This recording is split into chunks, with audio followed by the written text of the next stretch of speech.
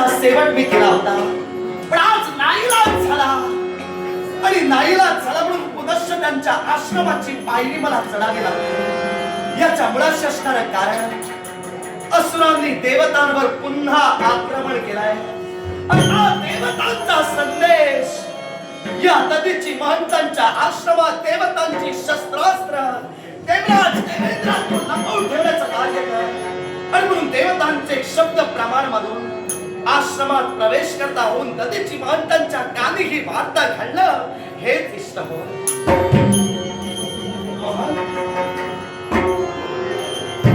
देवेंद्र प्रणाम करतात. देवराज, घडलेला प्रमाद आमच्या आश्रमात घडला. आश्चर्य वाटलं पण ती नियती होती. पण आज तुम्ही इथं राजकारण करा. देवराज देवेंद्र पुनश्च तुमच्या आश्रमात तुमच्या भेटीसाठी आल्याच्या मुळाशी कारण आहे.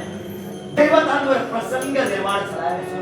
नदीची मान आश्रमातील देवतांवर आक्रमण केलेलं आहे आणि ते योगे देवतांची शक्ती खंडित होऊन असुर आमच्यावर विजयी करत आहे.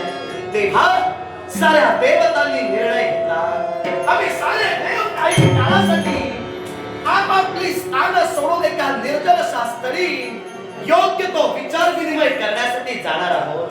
तेव्हा काही काळ देवतांच्या शस्त्रास्त्रांचा नदीची मान तुमच्या आश्रमात तुम्ही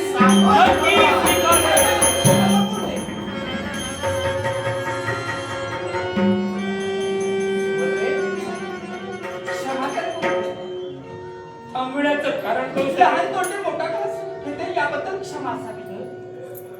योग्य काय अयोग्य काय हे तुमच्यापेक्षा मला कळत नाही हे मला माहिती.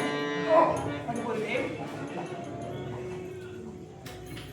सारे देवतांचे अधिपती देवेंद्र महाराज ज्या अपेक्षेने इथे आले, त्यांच्याजवळ असलेली शस्त्र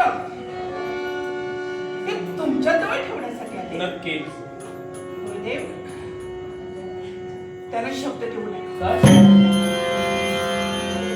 त्यांच्या म्हणण्याप्रमाणे त्यांच्या शस्त्रांना आधारे बघू नका. या देवता कपटी आहे, कोणत्या वेळी काय करतील सांगता यायचं नाही हो. दासी सुभद्रे, विश्वावर संकट आलंय आणि विश्वावर आलेल्या संकटाची झुळूक आमच्या आश्रमापर्यंत पोहोचू नये आमची प्रांजळ इच्छा आहे.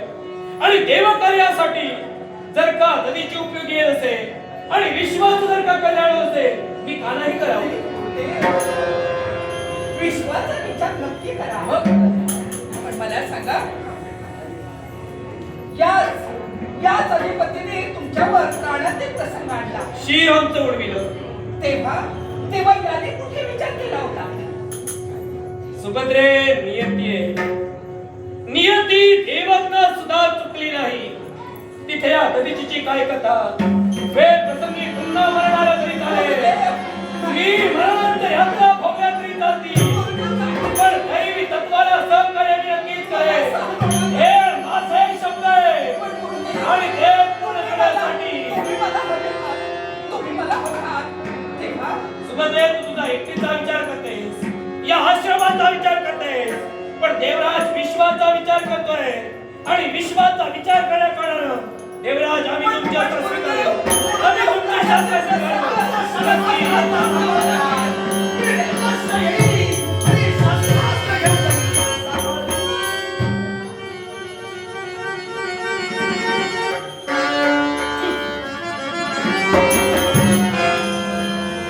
देवतांची सारी असतं आणि शस्त्र अंश रूपाने